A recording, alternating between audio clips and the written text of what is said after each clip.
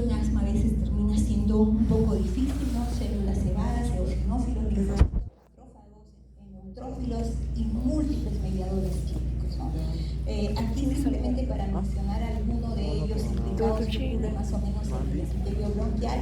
El epitelio bronquial en asma, cuando hay mucha inflamación, termina teniendo alguna alteración y termina siendo dañado, y esto va a producirse un proceso de reparación y luego de inflamación, y cuando es exagerado todo este epitelio se altera y puede ser anormal, y esto te lleva a tener un epitelio de la mucosa bronquial alterada, que haya lesiones que obstruyan mucho.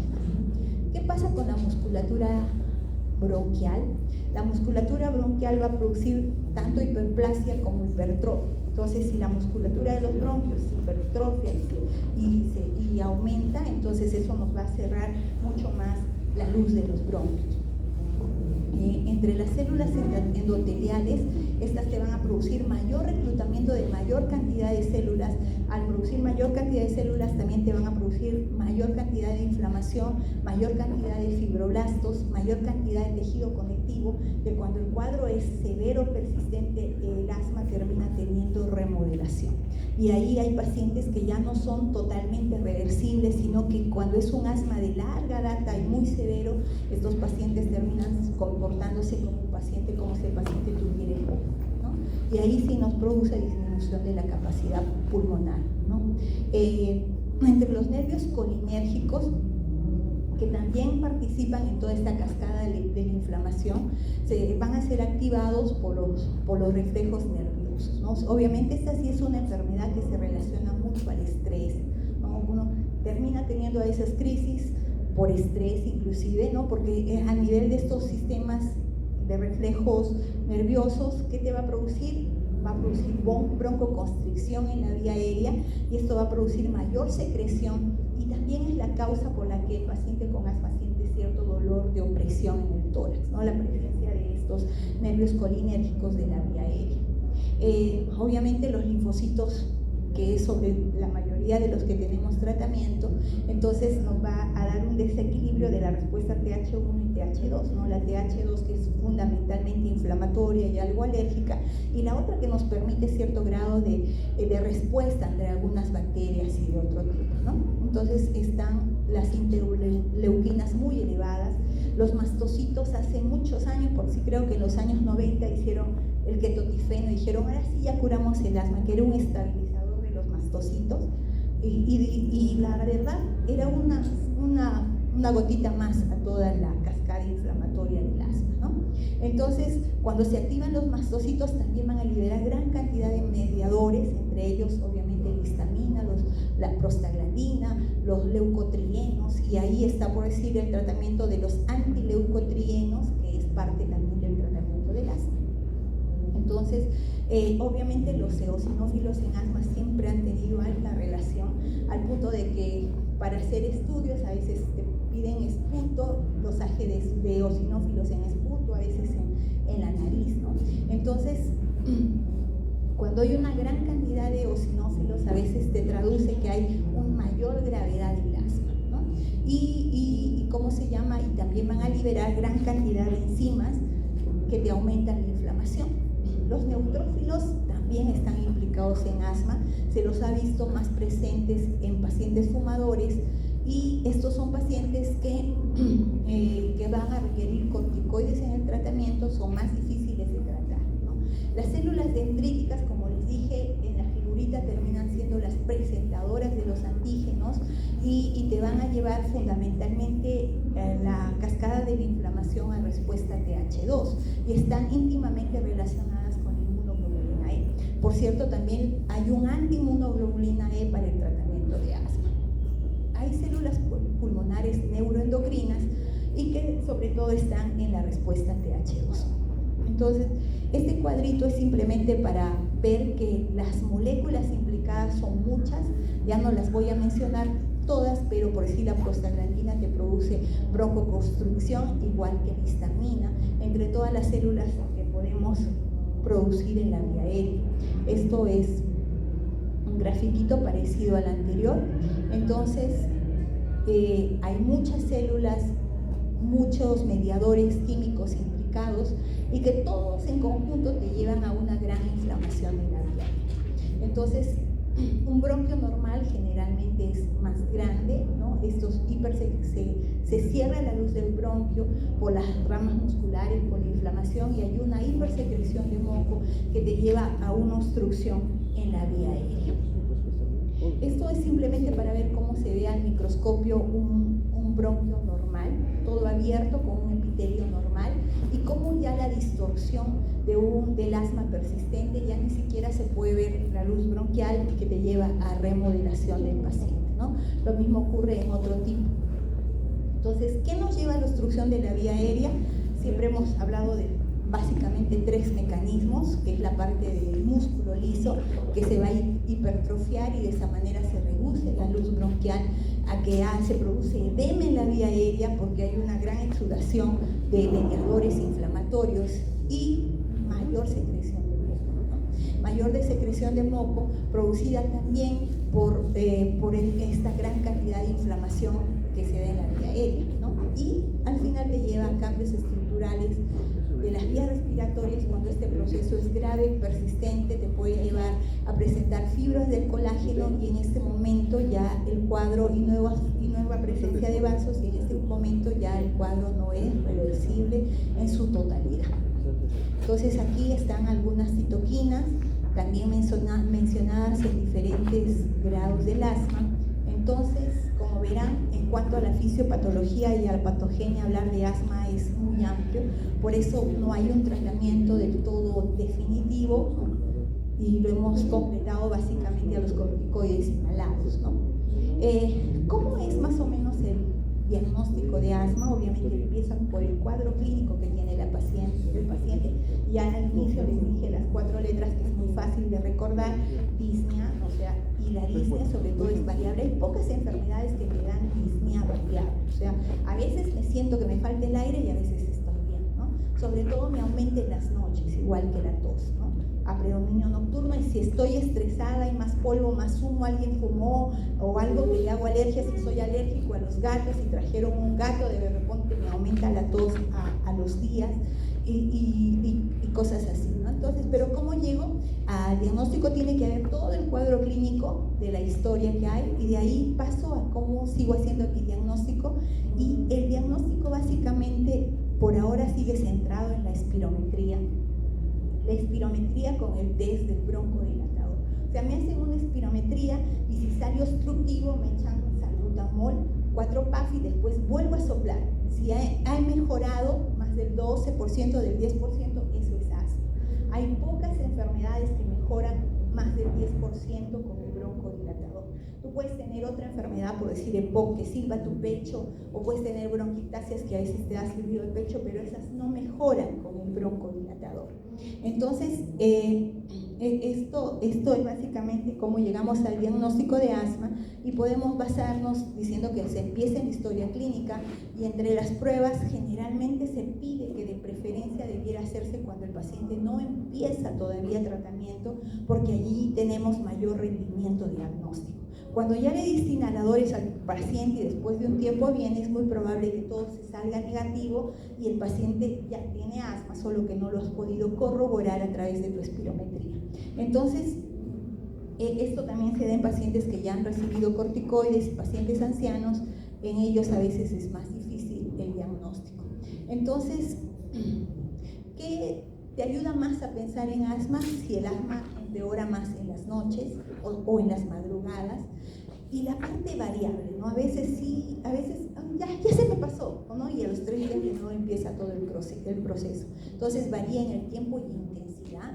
Entonces, si te dio la gripe, desencadenó el asma. El COVID desencadenó también nuevamente que te diera el asma. Los procesos virales, el ejercicio, cuando hay frío, cuando hay lluvia, ¿no? Todas esas te dan. Entonces, los síntomas ya los hemos mencionado.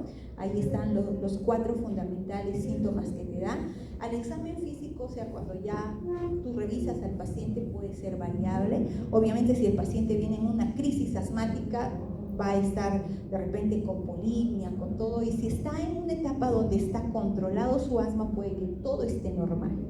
¿no? Entonces, que no suene nada, que todo escuche normal. Y lo más común que buscamos en asma son sibilantes y roncantes, pero puede ser un tórax silente, por decir, en una crisis asmática que no pasa nada de aire, no pasa el murmullo. Esto significa una suma gravedad, ¿no? Que el paciente está a punto de morir. La radiografía en asma generalmente es normal y pedimos radiografía de tórax cuando recién el paciente estamos iniciando su diagnóstico, sobre todo para descartar que no haya otra enfermedad, porque ha habido casos en que yo, por ejemplo, he visto pacientes que silbaban el pecho, recién empezó la tos y al final terminó siendo una tuberculosis, pero que le producía hiperactividad bronquial.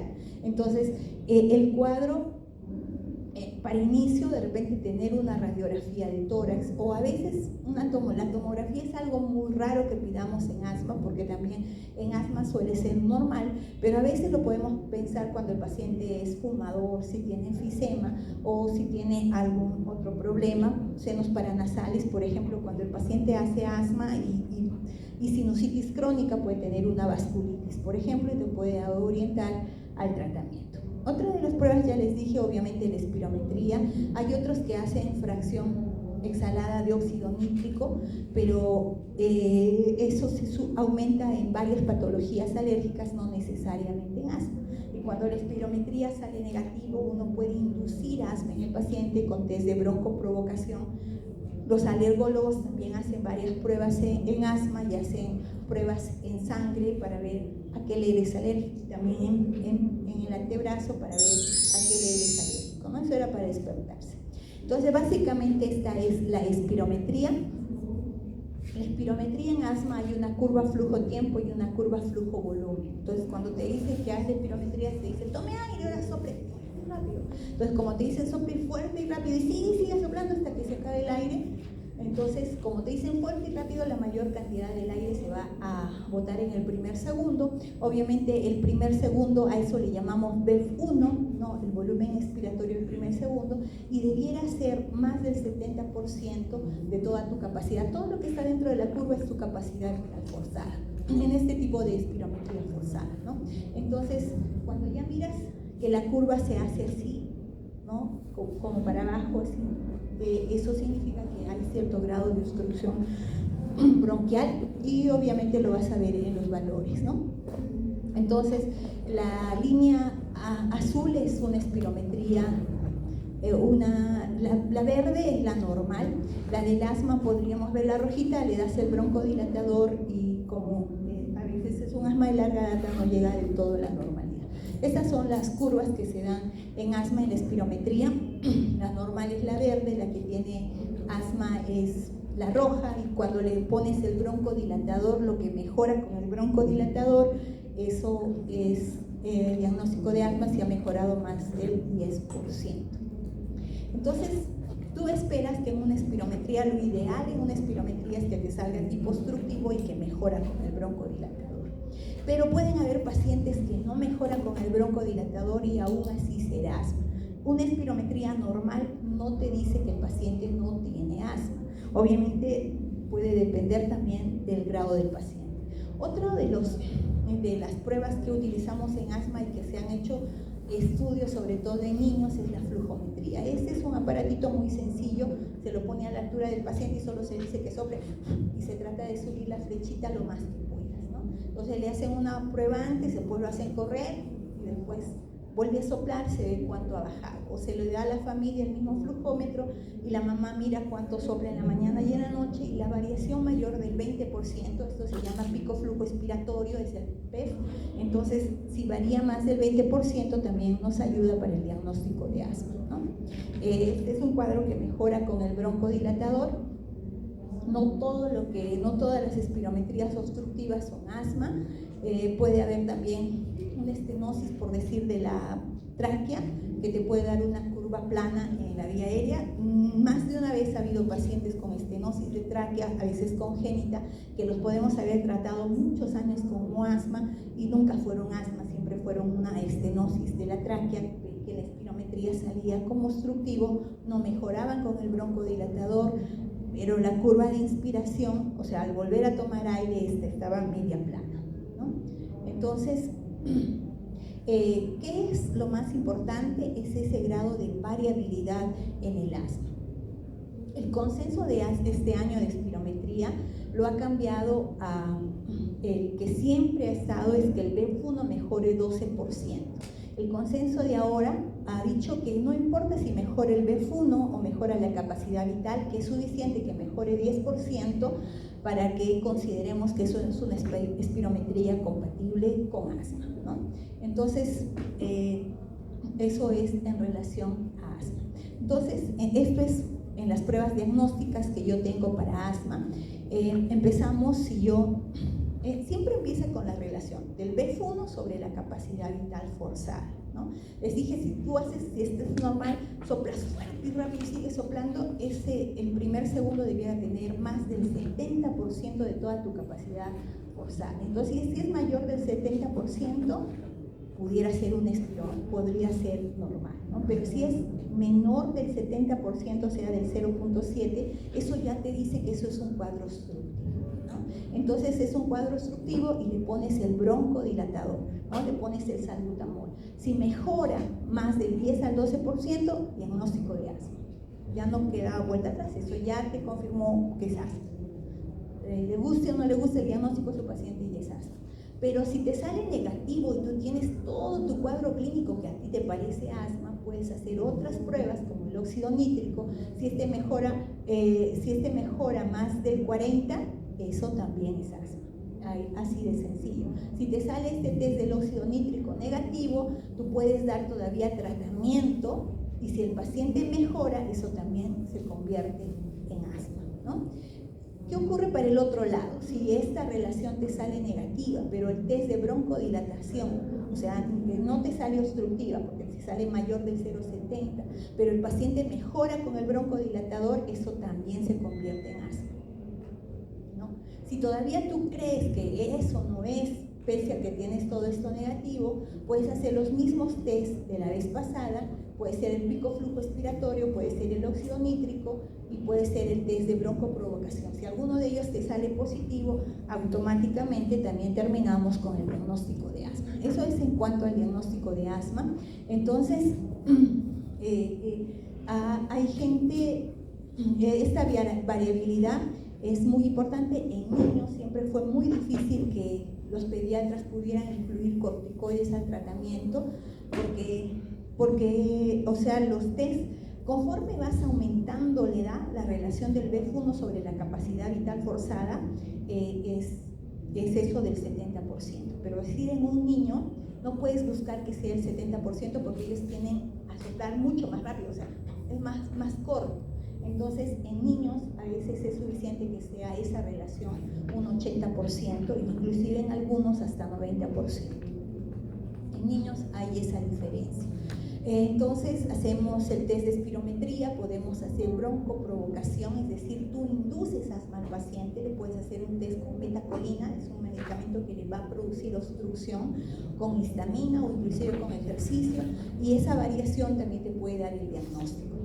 El estudio de volúmenes pulmonares es un estudio de difusión de CO2, no lo hacemos de rutina en asma, solamente es cuando tú miras que el paciente pudiera querer descartar, por decir, o es fumador o tiene un EPOC, ¿no?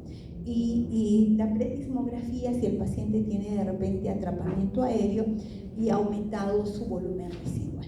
Esto es para volver a recordar sobre el óxido nítrico, que también está dentro de los valores que nos diagnostican el asma, pero para recordarte que también puede estar elevado en otras patologías, no necesariamente asma, como la rinitis, el eczema, entre otros, ¿no? Esa es una de las pruebas diagnósticas. El test de broncoprovocación es que tiene que caer, o sea, has inducido asma en el paciente y lo que tiene que producirse es que caiga el BEF1 más del 20%. ¿no? Pero también, igual que en el anterior, puede estar aumentado en un paciente, puede caer eso en paciente que tiene bronquiectasias, que tiene POC, entre otros, ¿no?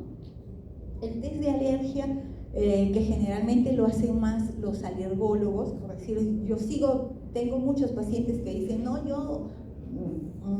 hay esposos que dicen, no, en mi casa prefieren al gato que a mí, ¿no? O sea, usted es alérgico a los gatos, hágase de su gato, no, primero me botan a mí antes que que a mi gato. O sea, así es más o menos la historia, y en esos casos a veces sí mandamos a los alergistas porque ellos a veces hacen pruebas para desensibilización con sus propias mascotas, ¿no?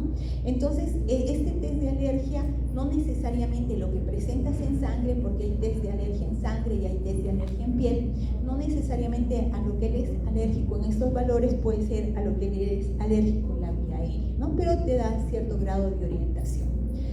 Entonces, cada cuánto yo puedo hacer una espirometría. Si mi paciente está bien, de repente cada 6 meses o cada año, depende cómo es, y si es un cuadro leve intermitente, de repente no lo necesito tan seguido, ¿no? Entonces, lo más común para recordar del asma es que es muy variable, que a veces estoy bien, que a veces estoy mal, que depende del clima, a veces, por ejemplo, y del estado emocional, entre otros. Entonces, a veces hay pacientes que tienen tos y pensamos asma y puede tratarse de otra cosa.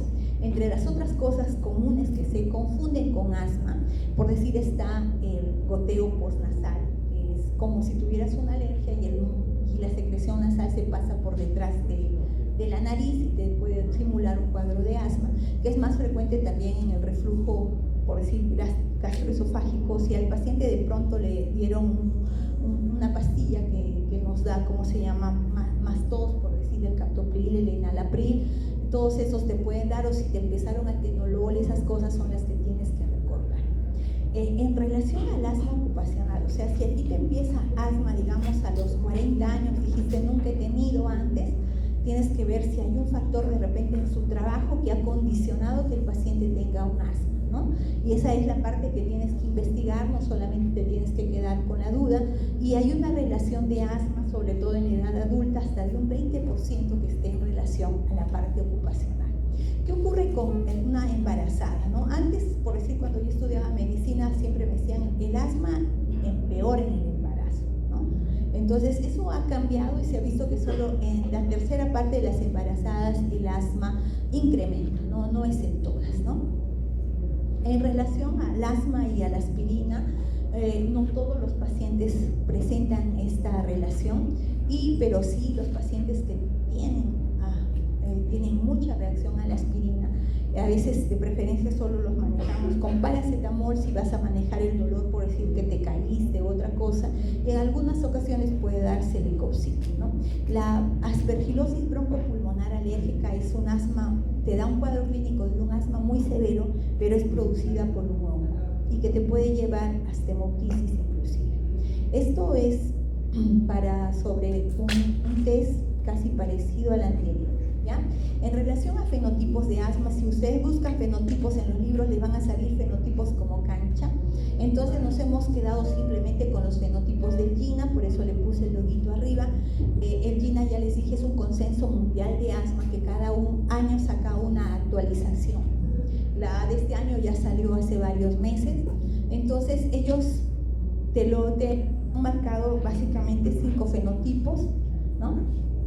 Nos han puesto al alérgico, al no alérgico, al inicio tardío, al eosinofílico y al neutrofílico, ¿no? Entonces, el asma alérgico es ese que te empieza en la niñez, ¿no?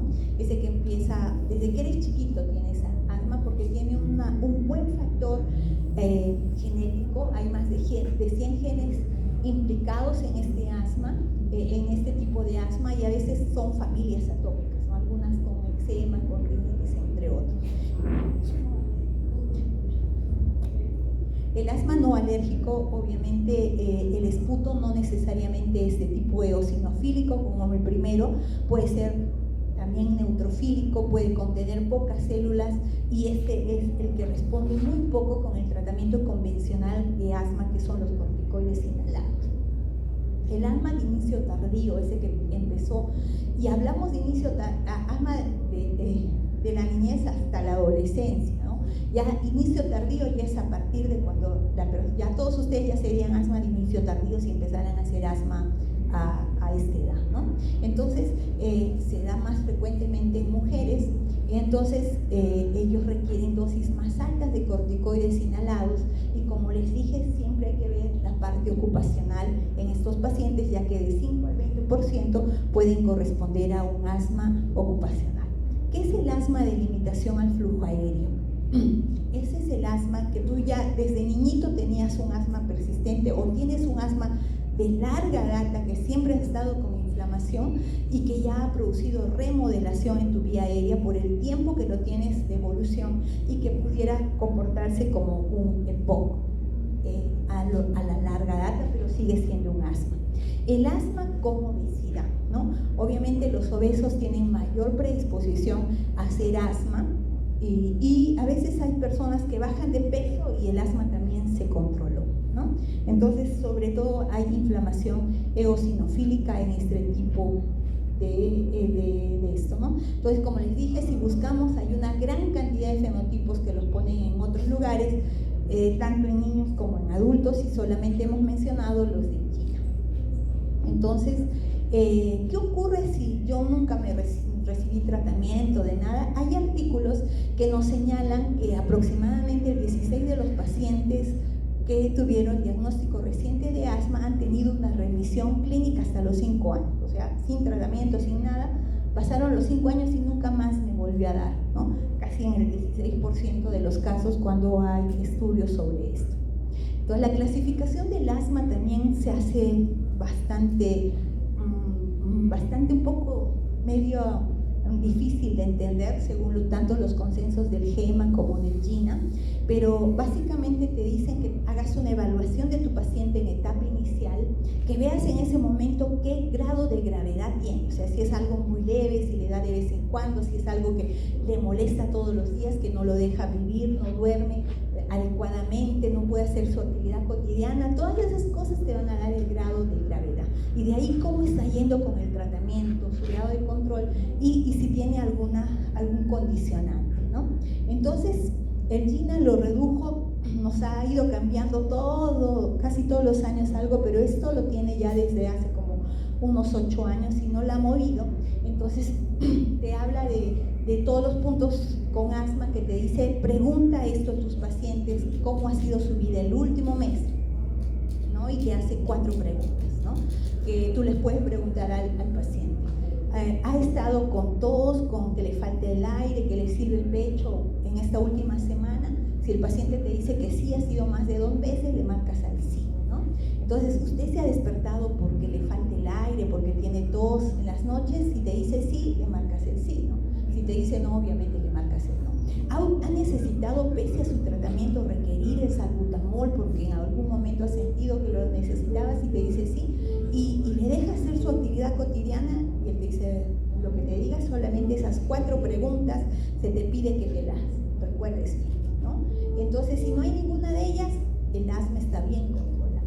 Si 2 de ellas te dicen que están, el asma está parcialmente controlado, y si están todas, obviamente es un asma no controlado. Entonces, en base a eso hay otro, como les dije, el GEMA. El GEMA, todo eso le incluye el PEF, o sea, el picoflujo expiratorio.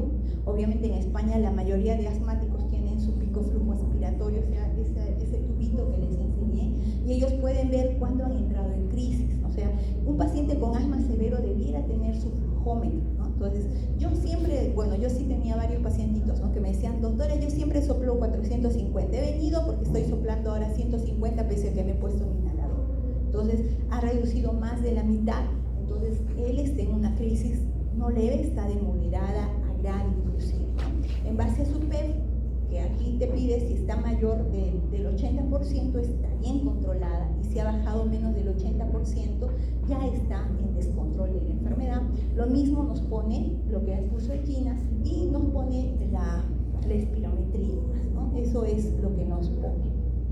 Entonces, ¿cuál va a ser nuestro tratamiento en el asma? Entonces, lo que yo busco cuando viene mi paciente es que se controle, que él pueda vivir su vida normal. Entonces, a veces hasta le decimos, de los que van a las Olimpiadas, casi el 20% son asmáticos y pueden hacer su vida normal, ¿no es cierto? Entonces, tú también vas a hacer tu vida normal. Entonces, buscamos que el paciente tenga un control de la enfermedad, que sepa cómo sentir cuando está controlado. Entonces, le decimos que si se han exacerbado sus síntomas, va a necesitar medicamentos que en ese momento le ayuden, y hay medicamentos que va a necesitar en forma constante. Entonces, lo que yo procuro en mi paciente, que él no llegue a que en el futuro su función pulmonar se reduzca, porque sería muy triste que yo termine controlando y mi paciente en un futuro ya no pueda ni siquiera trabajar o que termine con necesidad de oxígeno. ¿Qué otra cosa trato que no tenga mi paciente? Que no le vengan muchas exacerbaciones, muchas crisis, ¿no? Y que la función pulmonar no se exacerbe. Y la otra cosa es que procuro es que mi paciente no venga, que me tiembla todo porque estoy con el inhalador a altas dosis, los efectos adversos de los medicamentos. Esas son las cosas que buscamos en nuestro paciente, ¿no? El asma, obviamente nuestro tratamiento va a ser sobre todo terapia inhalatoria, pero es una de las pocas enfermedades que yo voy aumentando o disminuyendo el tratamiento según va mi paciente. No es como, digamos, en la presión, ya te tocó Irbesartán una cada dosis y de repente dentro de 10 años sigo igual, ¿no? Esta es, voy bajando y voy aumentando, inclusive según las estaciones del año, según como él esté, entonces voy disminuyendo y controlando para llegar con lo menor que pueda al grado de control de mi paciente, ¿no? Siempre que empezamos a ver un paciente, siempre cuando viene así, quiero ver cómo te echas tu inhalador, es una de las primeras cosas que le decimos, ¿no? Entonces el paciente agarra y a veces hace solo, eso solo está yendo a tu boca, ¿no? Entonces agitas, botas todo el aire que tienes, pones en la boca, presionas, aspiras hasta donde no puedas más y aguantas a contar 10 y miras que lo esté haciendo bien, ¿no? Han visto a dibujitos del Dr. House con su inhalador echándoselo como perfume a algunos pacientes, ¿no? Entonces es importante ver que mi paciente esté utilizando adecuadamente su tratamiento, viendo que no tenga ningún efecto adverso, vengo con el medicamento que le estoy dando, controlando todos los factores de riesgo y cada vez que lo reevalúe voy a estar ajustando mi tratamiento, viendo que mi paciente esté en forma adecuada, ¿no? Es algo constante, es algo que no es permanente y se ha clasificado en escalones, ¿no? O sea, cada escalón voy a dar diferente tratamiento, ¿no? Entonces, el escalón es al que lo podríamos decir como intermitente, ¿no? A mí solo me da en el invierno, ¿no? Y a ver si eres alérgico al polen, a mí solo me da en primavera, ¿no? Entonces, o a mí solo me da cuando me da la gripe, ¿no? Entonces, eso va a mi primer cuadrito, ¿no?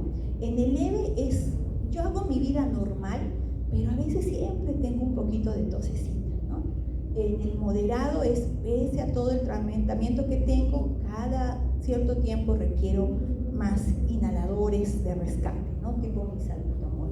Y el escalón 5, el grave, ese es netamente de manejo de neumología, porque ahí se requiere mucho más tratamiento. Todo lo demás, no, porque acá podemos utilizar terapia biológica, entre otras cosas. Ese es el paciente que le das de todo y pese a eso no se controla con nada. Ese es el que termina limitando su función pulmonar en el futuro, ¿no?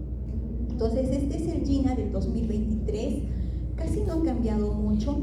Lo que cambió básicamente es que el GINA del 2022 nos pusieron formoterol, budesonida, y eso casi solo tiene 2 inhaladores en el mercado y todos los demás que tenían formoterol con otro medicamento parece que hicieron huelga.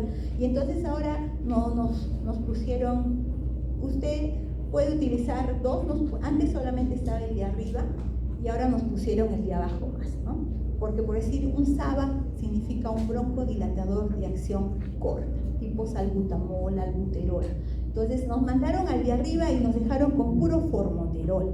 Y si tú buscas formoterol en Arequipa, los inhaladores con formoterol son más caros, ¿no? Entonces, y nos habían quitado esta donde tenías tu salbutamol, ¿no? Para la gente más misia como nosotros, ¿sabes? No, perdón, como una parte, ¿no? Entonces, salbutamol, entonces ahí, entonces nos volvieron a dar estos 2 cuadritos, nos dijeron, ya bueno, si no quieres formoterol, utiliza tu salbutamol, tu albuterol. ¿Qué diferencia hay entre un salbutamol y un formoterol? ¿No? Ambos son broncodilatadores. ¿Por qué utilizar esos? Son broncodilatadores de acción rápida. Cuando tú necesitas, se te está cerrando el pecho, necesitas algo que te lo abra rápido. Entonces es un broncodilatador de acción rápida. Ambos son rápidos, o sea, entre 5 a 15 minutos ya tuviste el efecto de la broncodilatación. La diferencia entre un salbutamol y un formoterol es el tiempo que dura, ¿no? Entonces en un salbutamol en 4 o 6 horas ya no hace efecto. Un formoterol tiene un tiempo de 12 horas, o sea, acción prolongada. Esa era la diferencia. Formoterol te daba acción rápida y prolongada la de que no te lo da un salbutamol. En ambos está el corticoide inhalado. Como verán, el corticoide inhalado inclusive está en ese de que me da una vez al año, ¿no? El corticoide inhalado está en todos los pasos. La dosis del corticoide inhalado es la que va cambiando de paso a paso, ¿no? Si te da una crisis exacerbada por una gripe, lo que sea, necesitas corticoide inhalado a dosis bajas, pero con tu broncodilatador, ¿no es cierto? Cualquiera de los dos casos. En el otro paso, ya las dosis, desde el paso 3, el corticoide inhalado se hace a dosis moderada, ¿no? Y en los otros pasos necesitas alta dosis de corticoide inhalado, ¿no? En los pasos 1 te ponían así, pero en los otros, desde el paso 3, te dice que es preferible que utilices un broncodilatador de acción prolongada. Ese es el que dice LABA, ¿no? Broncodilatador de acción prolongada. Los más comunes en Arequipa, el formoterol, el salmeterol, ¿no es cierto? Acción prolongada, más de 12 horas.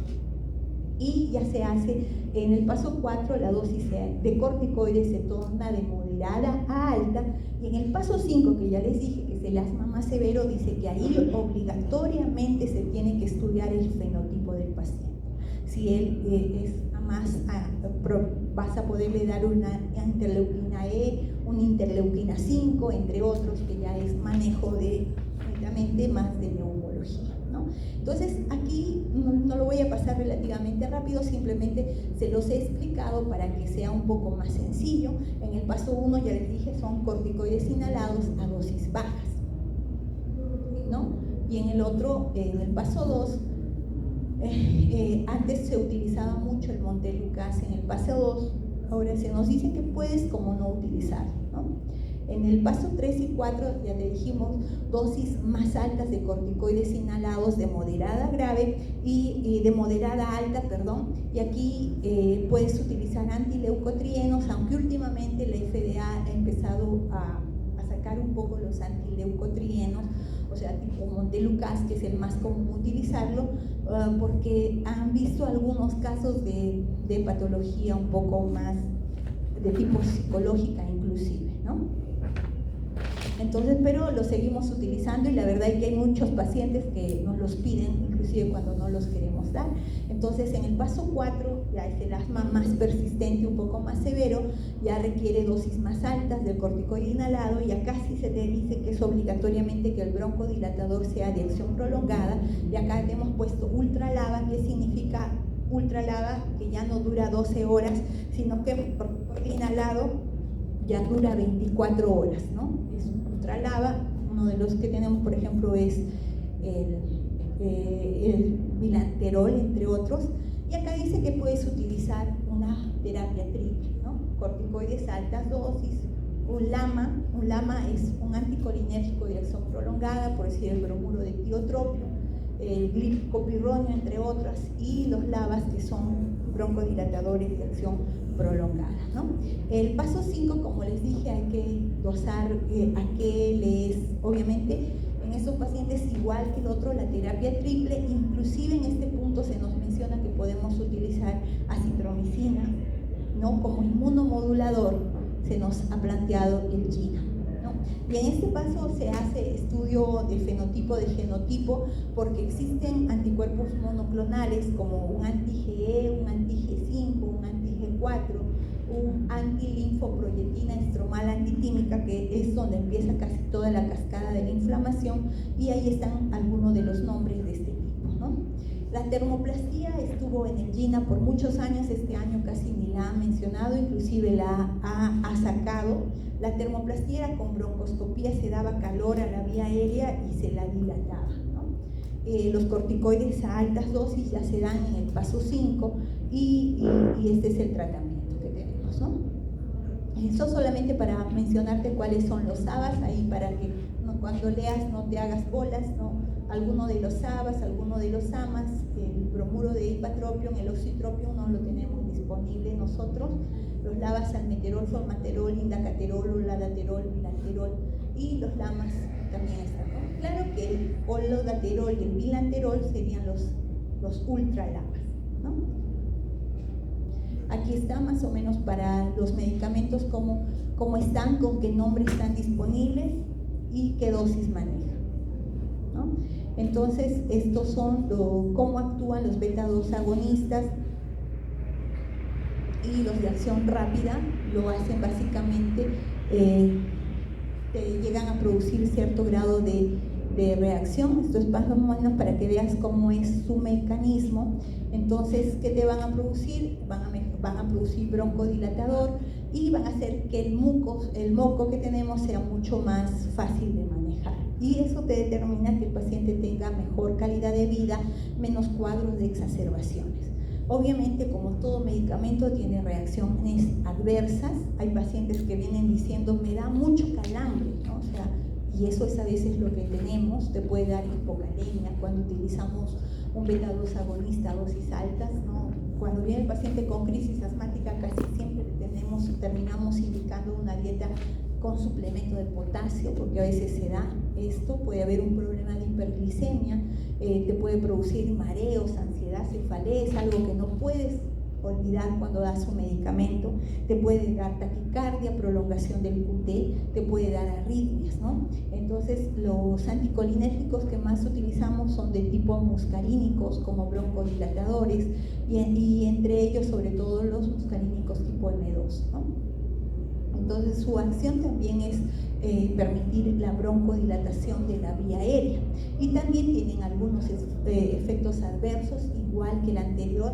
Pero una de las cosas es que muchos de los pacientes dicen, no, desde que me echo ese inhalador me reseca mucho la boca, por decir un bromuro de ipatropio te da eso, te puede dar náuseas, te puede dar muchos problemas que cuando lo indiques tienes que saber, ¿no?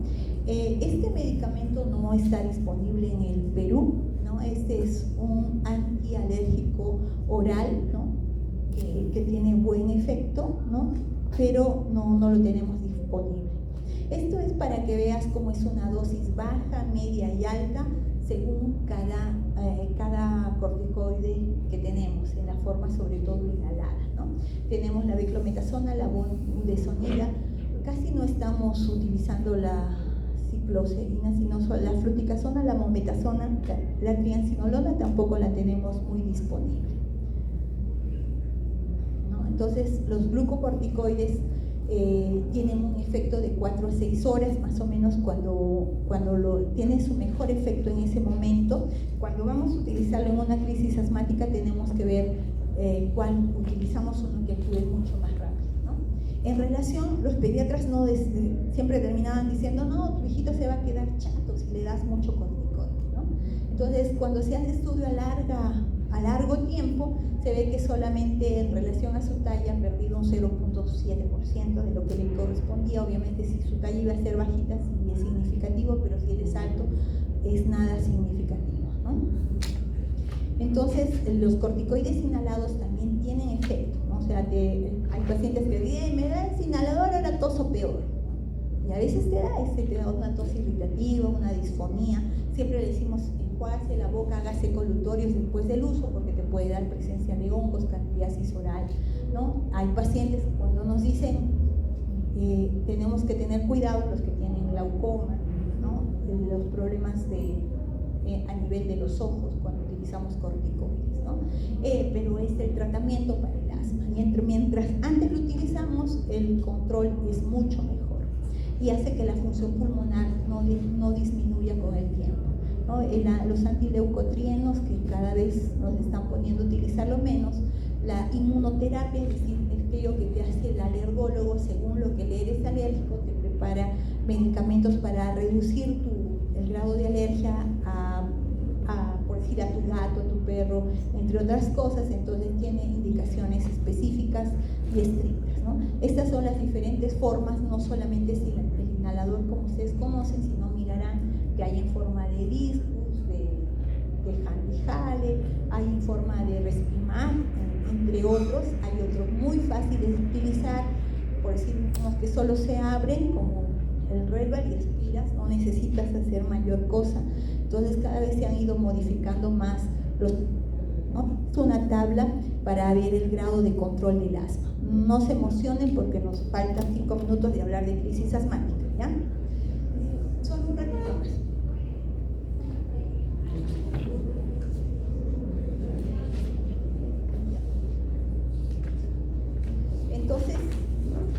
solamente para hablar unos 5 máximo 10 minutos sobre crisis asmática, ¿no? O sea, lo que van a venir cuando ustedes haciendo un internado, el paciente va a venir con crisis asmática. Eso es lo que tienen que aprender a manejar cuando el paciente venga por emergencia. Entonces, ¿qué es una crisis asmática? Obviamente es un episodio en la que se deteriora clínicamente la parte del asma del paciente, ¿no? Entonces, puede tener varios nombres, otros te dicen que es una exacerbación del asma, que es una agudización del asma, que es un ataque asmático, todos esos nombres puede tener. Entonces, ¿cómo lo identificas? Es porque la clínica del paciente en ese momento ha incrementado, ¿no? Y puede darte que inclusive la función pulmonar del paciente en ese momento ha disminuido. Entonces, hay 2 tipos de crisis asmáticas, ¿no? Esas que salen en la película, ¿no? O sea, salió con alguien, un chiquito ya, y de pronto empieza, oh, ¿qué le diste? Le di una torta, seguro tenía maní. Sí, entonces el otro corre hasta el hospital, ¿no? Entonces, esas son crisis de instauración rápida, ¿no? Entonces, él es alérgico a algo y entonces se instala en menos de 3 horas, ¿no? En 3 horas sí puede ser un cuadro muy severo. Y la mayoría, el grueso de todos es la instauración lenta, ¿no? Entonces, que se demora días o semanas. Entonces, en ambos es conveniente identificar qué nos produjo que mi paciente entrara en una exacerbación del asma. Entonces, en este 2 tipos de crisis, la de instauración rápida, lo que se produce es una broncoconstricción. Entonces, si tú das un medicamento que disminuye la broncoconstricción, o sea, un broncodilatador, el alivio es muy rápido, ¿no? Entonces, la respuesta generalmente es rápida y se relaciona a alimentos, a cosas a las que le eres alérgico, también está en relación al estrés emocional. La instauración lenta, generalmente la respuesta es más lenta, porque en el 80% a veces se refiere a múltiples mecanismos de la inflamación. Ya no se está dando solamente la broncoconstricción, sino está produciéndose más y más inflamación en la vía aérea. Y muchas veces vienen secundarios a procesos de infecciones virales, entre otras cosas, ¿no? Entonces, aquí tenemos la de tipo 1 es la de progresión lenta, que es el 80%, y la de tipo 2 es la de instauración rápida, ¿no? Entonces, la rápida generalmente más es en varones, más son alergenos, y es obstrucción de la vía aérea, la otra es más inflamación, responde más rápido, fundamentalmente aquí es broncoespasmo y en el otro es inflamación. ¿Qué nos importa a nosotros en una crisis asmática? Porque al final eso es tú, cuando recibes al paciente, lo que te importa es si mi paciente voy a terminar mandándolo a la casa, si se me puede morir con una crisis asmática, esa es la cosa que tengo que diferenciar. Entonces, ¿qué me importa mucho? Es identificar el grado de la gravedad de mi crisis asmática, ¿no? Si mi paciente está muy grave, si se puede morir, o si es una crisis muy leve. Entonces, tengo que ver el grado de la gravedad de la crisis, eso es muy importante, ¿no? Porque si viene, y a veces un paciente que está peor ni habla, ¿no? Si viene gritando, haciendo bulla, ese está mejor, ¿no? Entonces, eso es, identifico el grado de la crisis asmática y tengo aquí, no se olviden de esto del riesgo vital. Es muy importante que yo haga esas preguntas y mi paciente, ¿qué significa riesgo vital? Que él tiene factores de riesgo que puede morir, ¿no? Y tengo que saber esas condiciones, ¿no? Entonces, eso es las cosas que tengo. Y estos pacientes que tienen riesgo vital, tengo que preguntar cómo fueron sus crisis antes, ¿no? Porque puede ser que en este momento haya venido bien, pero si él tiene antecedente de crisis vital, que lo llevaron a intubación, ¿no? A ese, por más que lo vea ahorita bien, inteligentemente no lo dejo ir a su casa, porque puede volver a ser otra crisis fatal y morir en el camino, ¿no? Entonces, esas son las 2 cosas que me interesan en ese momento, ¿no? Entonces, ver cómo está, ver si mi paciente tiene comorbilidad, ¿no? Si sufre del corazón, si es diabético, hipertenso, esas cosas, ¿no? Cómo toma su tratamiento, en fin. Entonces hago una evaluación estática y una evaluación dinámica. Evaluación estática cuando mi paciente llegó, cómo está, y la dinámica es cómo le fue con el tratamiento que le estoy dando para decidir si se va o no se va a su casa, ¿no? Obviamente, esto es cómo califico a mi paciente, esto te da el grado de gravedad, ¿no? El paciente que esté en el último cuadro es el que se me va a morir con asma, y el que está en la crisis grave es el que también se me puede morir. El leve, no hay mucho problema. ¿Y qué voy a ver? Obviamente es la frecuencia cardíaca, la frecuencia respiratoria, tengo que ver la saturación, si puedo tener gases arteriales, los gases arteriales, si puedo hacerle que sople, lo hago soplar en su pico flujo expiratorio, si hay sibilantes o no hay sibilantes. Cuando ya no hay nada y no escucho nada, mi paciente está por morir. Si mi saturación está más de 90, estoy todavía feliz. Si mi presión de oxígeno está más de 60, estoy contenta. Si él me dice siempre sopaba 450 y estoy más de la mitad, o sea, más de 225, estoy también contento, ¿no? Pero si mi paciente empieza a hacer hipotensión, si hay taquicardia, pero si mi paciente entra a bradicardia, mi paciente puede morir. Es así, si el CO2 incrementó, mi paciente tiene peor pronóstico. Esas son las cosas que me interesan para clasificarlo como que mi paciente va a morir o no. Esto simplemente es del pico flujo expiratorio y de la espirometría, que ya no tiene mucho sentido que les vuelva a recordar. Entonces, ¿qué voy a hacer cuando mi paciente viene en crisis? Obviamente lo voy a clasificar si es leve, moderado, grave o ya por casi fatal de morir, y voy a empezar según eso mi tratamiento. Obviamente el que está casi fatal, voy a estar de frente preocupada y coordinando que mi paciente entre a una sala de cuidados intensivos o a shock trauma si estoy en emergencia, porque si mi paciente viene hipotenso con bradicardia, saturando 80 con la presión del CO2 que se me ha subido, puede fallecer y de frente se va a una unidad de cuidados intensivos. En mi paciente que está leve, le voy a echar un broncodilatador, es mi evaluación constante, ¿no? Mi salbutamol, mi nebulización, y después de 4 veces que hago eso, voy a observarlo. Si mi paciente está mejor, de repente lo mando a la casa con un corticoide, ¿no? Bioral y sus inhaladores, su corticoide inhalado, su broncodilatador, su corticoide de repente oral por 5 a 6 días, ¿no? Y si mi paciente, pasada la hora o las 2 horas, no ha mejorado, pasa al siguiente cuadro, que es ya una crisis moderada.